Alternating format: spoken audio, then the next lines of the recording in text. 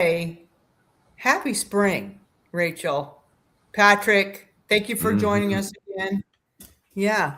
Happy spring. I mean, doesn't it feel like spring has just like bam? I mean, almost overnight. Oh, definitely. Yeah, and everything's blooming. All the daffodils are out, and the cherry blossoms are booming in Corvallis. So yeah, it's beautiful. Yeah, Listen, it's so beautiful. 104 degrees today. I don't know what you're talking about. Okay. It's 104 degrees in Arizona today. It's not spring. It's the Rachel, Mojave Desert. Rachel, it's Summer time hit for you to early. come home. It's I know. time for you to come home. 2 weeks, you guys. 2 weeks. I will be Okay. home.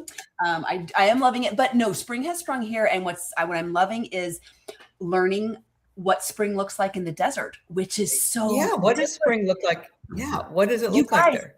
all those crusty, spiky, angry plants in the desert bloom and do beautiful, amazing things out of nowhere. You're like, what's that flower? Oh, okay. It's like thorns and nodules and like, it's like prehistoric looking plants. And then all of a sudden, a flower, and they're so Oh. pretty. And sometimes they don't open all the time. They're always opening and closing because it's hot and Oh. stuff. So that's been really fun to see what Wow, a desert yeah, a succulent new will spring experience. Mhm. That's wonderful.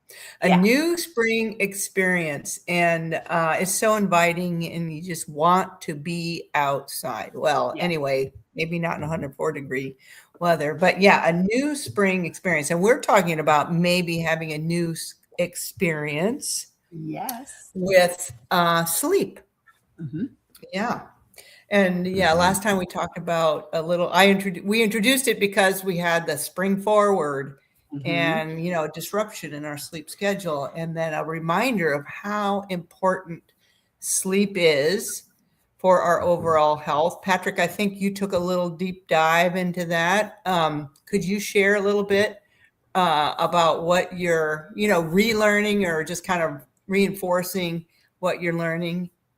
Yeah. I thought it'd be fun to just kind of go over why sleep matters, what it is, why it matters to our health and overall well-being, and then maybe go into some practical tips and tricks that Mhm. people can implement in their daily lives to improve their Yeah. sleep, Yeah. and improve some of the factors we're talking about.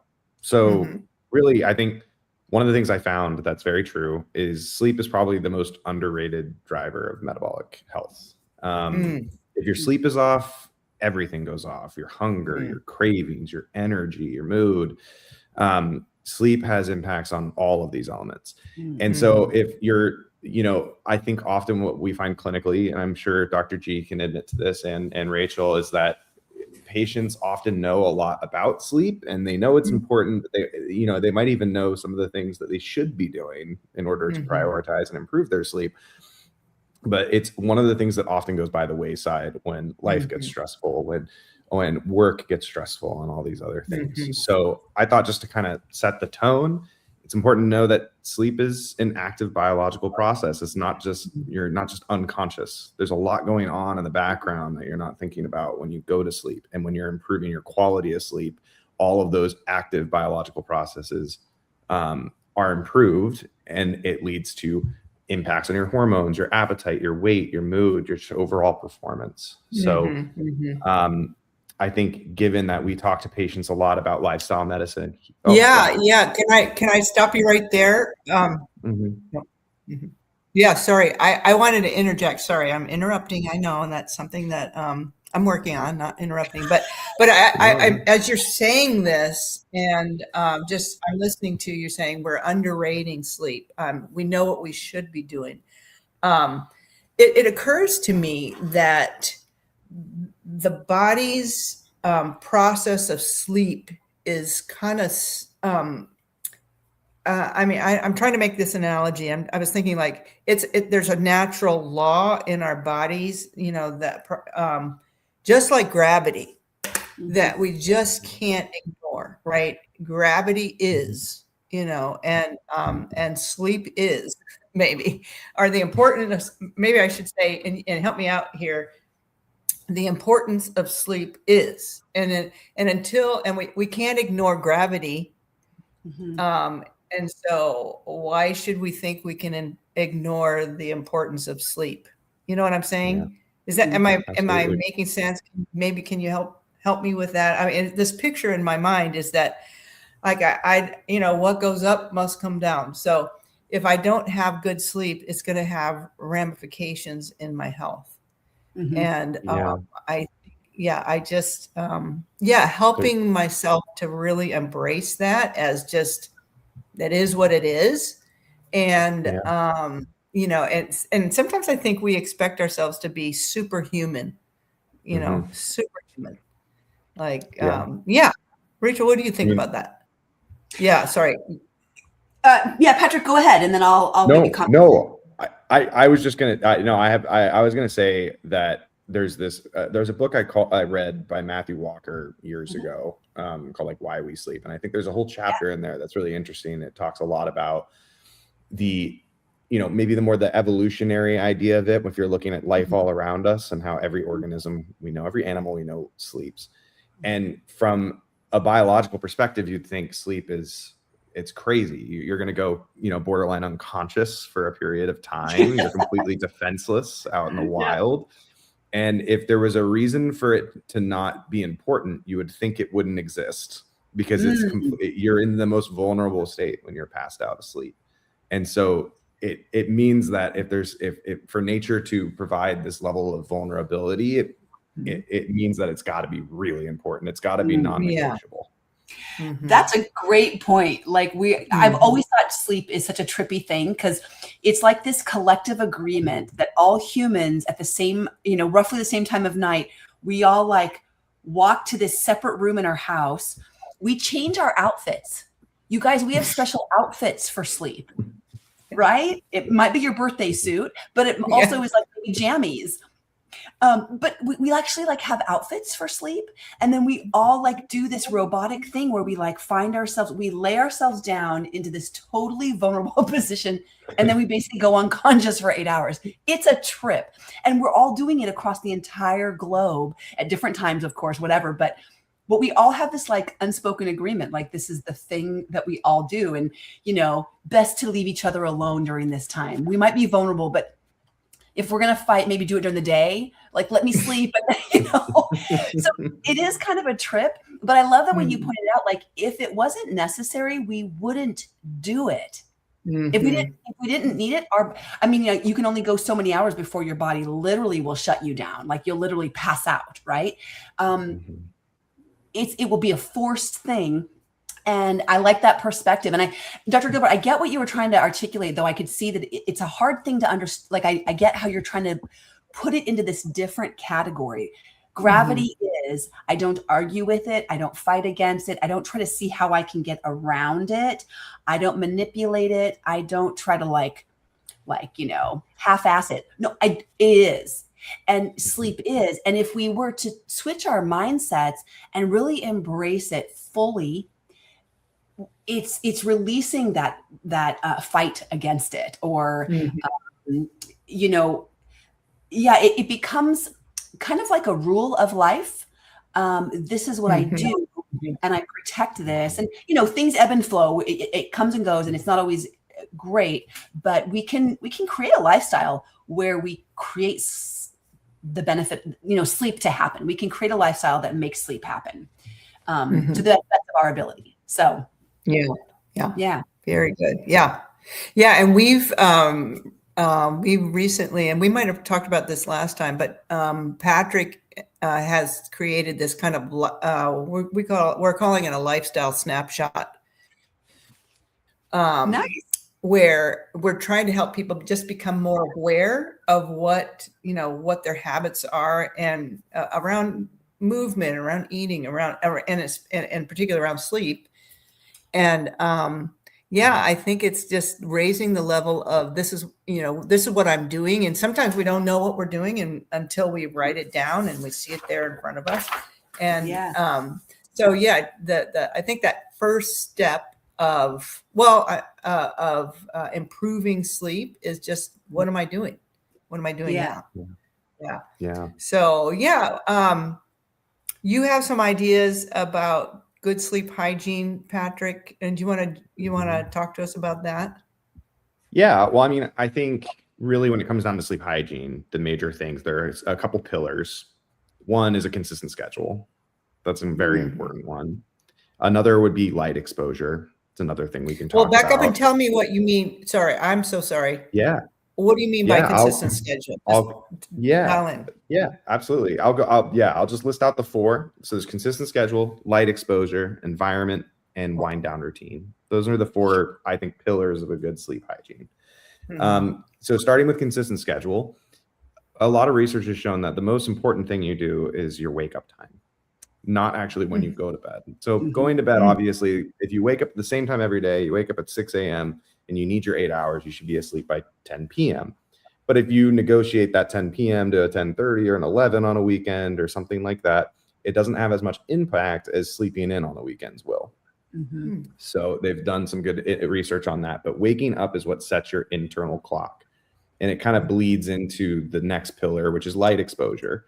So light exposure is important on both bookends of the day, but it's very important in the beginning of the day. So having light, blue light specifically, in the early morning, sunlight being the best version of that, but you can find artificial ones that do it. That triggers a very specific nucleus in the top of your in your brain, or the suprachiasmatic nucleus, and that's going to set your daily clock. And that's very important to have that exposed right early in the morning, right when you wake up, to set your daily rhythms. It's going to put all your hormonal ups and downs and peaks and troughs into motion. So it's very important to practice good light exposure in the morning and to limit light in the evenings. So that kind of bleeds into environment, limiting your light in the morning, in the evening times. Blue light particularly, try to avoid it. Use your phone settings to get that warm light, that orange light. If you're a reader at night, maybe investing in a Kindle that has a warm light feature can allow you to read and not disrupt your sleep. A cool room, dark environment, those are all really important. And then lastly, wind down routine. So you can't go from 100 miles per hour to sleep. You're not superhuman. Kind of taking a word out of, note out of Dr. G's notebook. You're not superhuman. You need to have at least 60 minutes to wind down, reading, stretching, taking a hot shower, doing something that calms your sympathetic nervous system, drives you into that parasympathetic rest and digest mode so you can relax and wind down. And that's all going to add to quality of sleep, which matters far more than quantity. So those are some of my tips. I don't know if either of you have some cool. I've got some questions for you that I hear a lot from clients that get a little confused around light in the morning.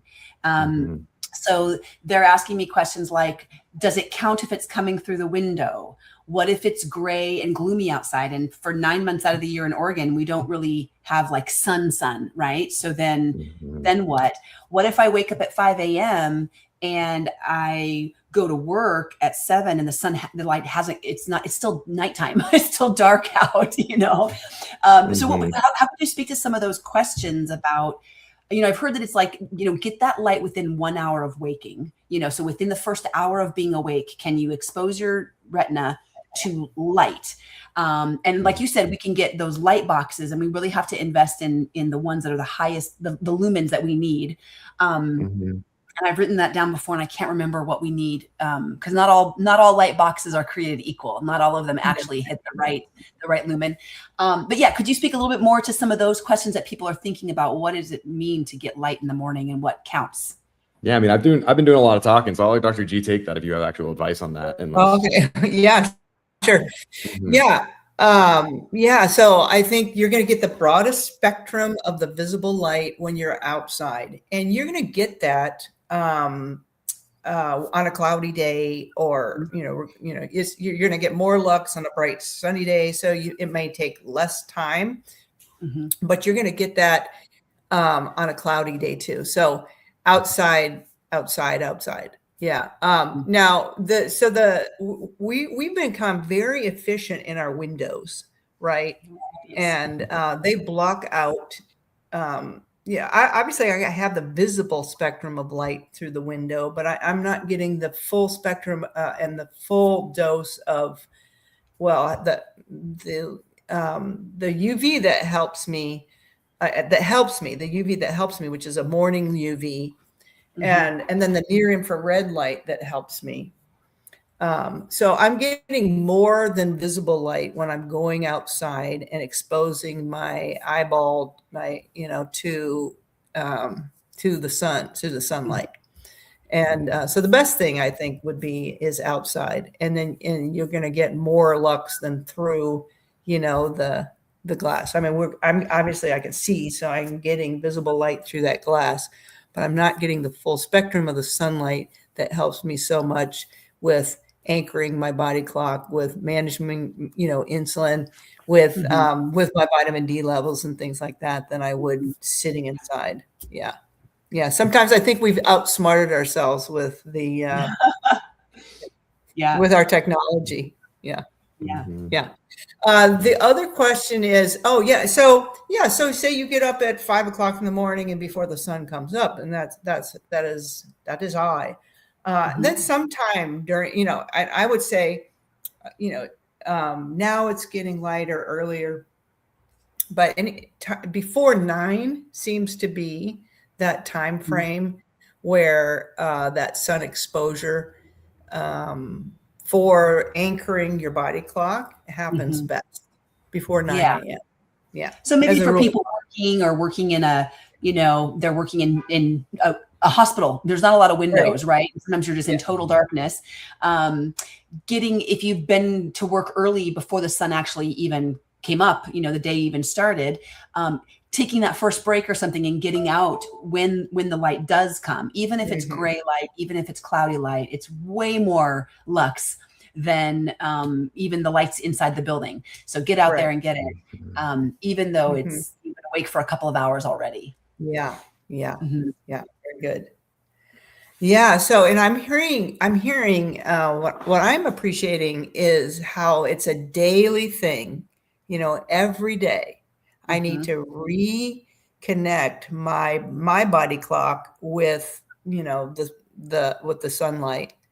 And some people might think that's a drudgery, but in my mind, I'm thinking I get to start over again. I mean, this is a new day.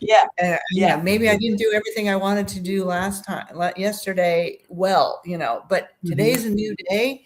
His mercies are new every morning. Yeah.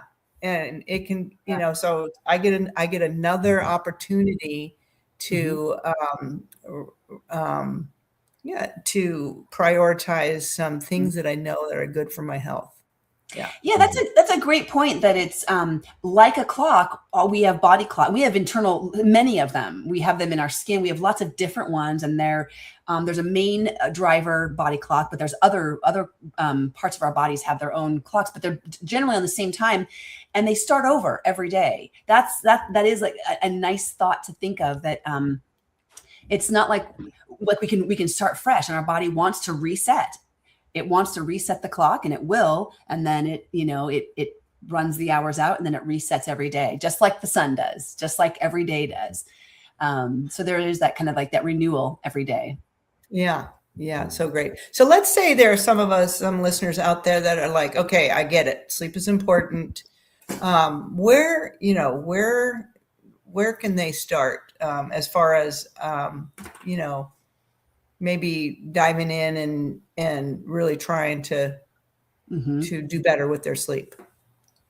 Yeah. I mean, I think the top 5 tips I would give, practical things you could start tomorrow if you wanted to, would be to get morning sunlight, which we've just emphasized and talked about, but with a consistent wake time. I think that's probably the most important step 1. If you could work on a consistent wake time with morning sunlight, you'll notice improvement in your daily clock, which is going to, add sleep pressure, make you more tired later in the day. So you won't have that problem with, I can't get to bed early enough. I'm wide awake. I mean, it'll add sleep pressure. So set and stick to a wake time consistently and morning light. But outside of that, some other tips, maybe stopping caffeine 8 to 10 hours before you go to bed is a really helpful one. Yeah. Making sure you're dimming your lights at night for 1 to 2 hours before you go to sleep, to kind of have the reverse effect of what you did in the morning and triggering your system, and creating a good wind down routine. All those things are going to help a lot with your, so all those are tips that you could do tomorrow, you can do tonight. But yeah, I think the studies that I was reading about over this last couple of days show that a morning sunlight and consistent wake time was one of the most important factors with getting people to readjust to their natural circadian rhythm and improving their quality of sleep. You know, kind of branching into like away from practical tips and more into just common pitfalls that I saw a lot in clinical medicine so far. You know, the phrase "I'll catch up on the weekends" is one you hear a lot. That really leads to partial recovery at best, unfortunately, according to the data that we have. So making sure that you're adding, like I said, to this consistent time will really help over a long period of time. You'll notice the benefits in your own health and your mood and your energy. There are patients that I've heard say that they require a drink before they go to bed. Some people like to have an alcoholic beverage. Alcohol is very difficult with sleep. It interferes with our ability to get REM sleep, which is one of the most restful parts of our sleep. It interferes with our dreams, things like that. So maybe avoiding alcohol at least 2 to 3 hours before you hit the hay is really advisable. People doom scroll on their phones before bed. There's a problem in 2 ways. One, there's the light. That's not great. Another is that activates your brain. It gets you kind of fired up. Our brain, technology is really good at grabbing our attention. It's amazing at that. And this is the time during your wind down routine that you need to be calming down. And relaxing your brain. So doing something that's very relaxing, not engaging is super important to calm yourself down. So those are some of the common pitfalls I hear all the time. I don't know if either of you have any fun ones that you hear or advice to avoid that. I think the scrolling is probably the number one. That's probably the most common among all of the clients I work with who struggle with sleep, is some sort of doom scrolling or reading late into the night and reading a book that's stimulating. You know, reading is great. It's a calming, but not if you love the book. If you love the book and it's an awesome book, you're trying to get to the next chapter and the next chapter. And then, it's 2 o'clock in the morning and you're still reading. So then that's not a great strategy, right? Like, I know we've all had that experience where you're reading a book and you just can't put it down and all of a sudden it's really late. So, but the scrolling and the activating the mind with whether it's a scroll, a video games, stupid games like solitaire, or even I had a client say, well, they're really good for my brain. These are brain learning games. I'm like, that's great. Don't do them before bed. Like you're stimulating your brain and you're getting addicted. Like you can't put it down. You're doing it over and over and over again. So she was weighing the benefit to her brain and thinking it was better to do it than not do it. And even though it was impacting sleep, and just kind of when you lay it out, you realize, but it's, it could be done somewhere else in the day. And then I can get the benefit of that. But yeah, I think the scrolling, and I think it's interesting what you said, Patrick, about alcohol, because for a lot of people, if they're using alcohol right before bed, it's to help them fall asleep. And for many of us, it does help you fall asleep, but it doesn't help you stay asleep. And it doesn't help you get the quality or the depth of sleep that you would have gotten. And many people don't realize that. They don't know that it's disrupted their sleep because maybe they feel like they slept all the way through.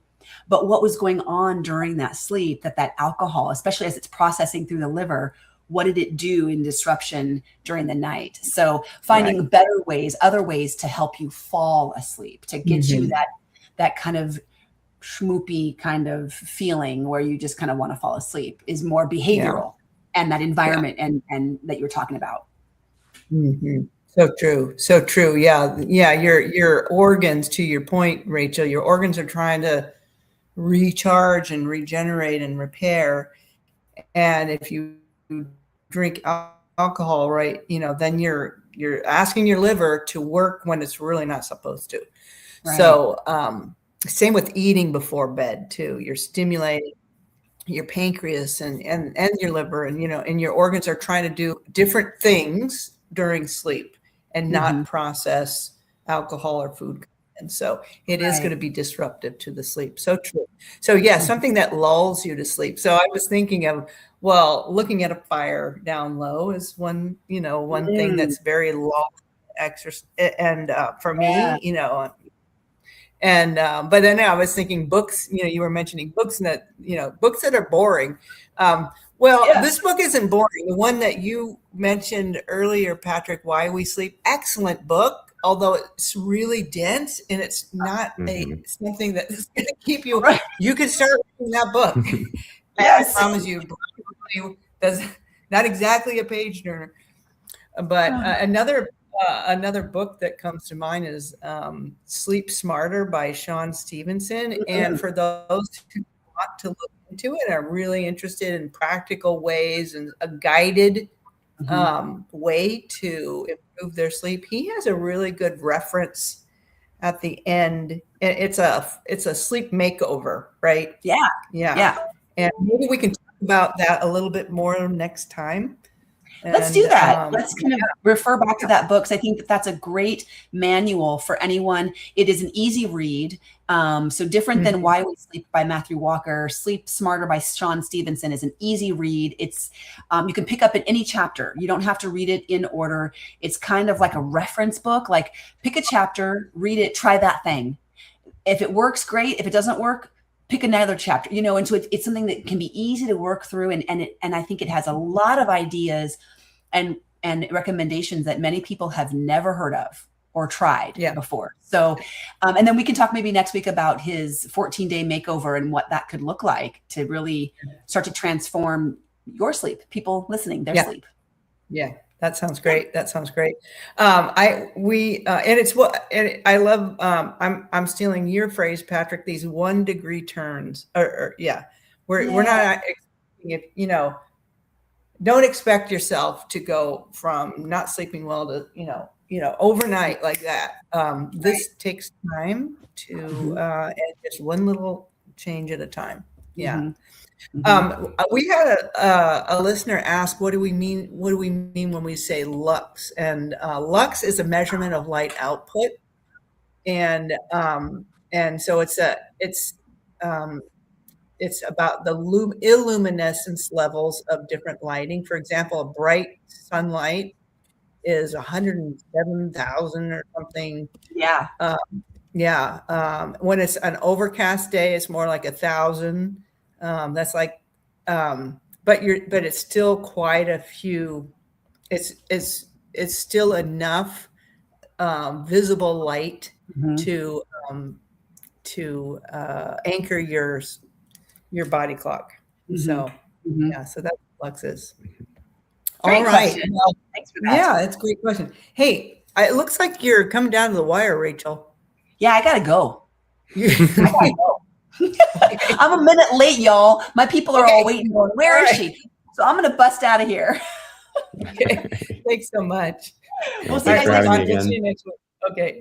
Bye. Yeah. And we're going to end our day with what's for dinner. So, cause that's the name of our show here. So what's for dinner for me? And I was wanting Rachel to know this because, but I'm back to my base salad, which I know everybody's heard about forever and ever. It's my purple cabbage and my orange carrot and my red bell peppers. And I've got that green kale. And I'm throwing some mushrooms in there for one more color. And then I had sunflower seeds, but I have roasted some tofu. Cutting it up and the extra firm in cubes, toss that with avocado oil and my favorite seasonings, roast that in the oven for 20 minutes or so. And, I forgot nutritional yeast, throw that in there, a little more protein that way. And then let that cool. And then I throw that on top of my base salad. And we were able to make this week demonstrate a blue cheese ranch dressing that is really out of this world. So I'm using a little bit of that too. But anyway, actually, that's what I'm going to have for lunch. And that's what I'm having right now. So we'll talk more.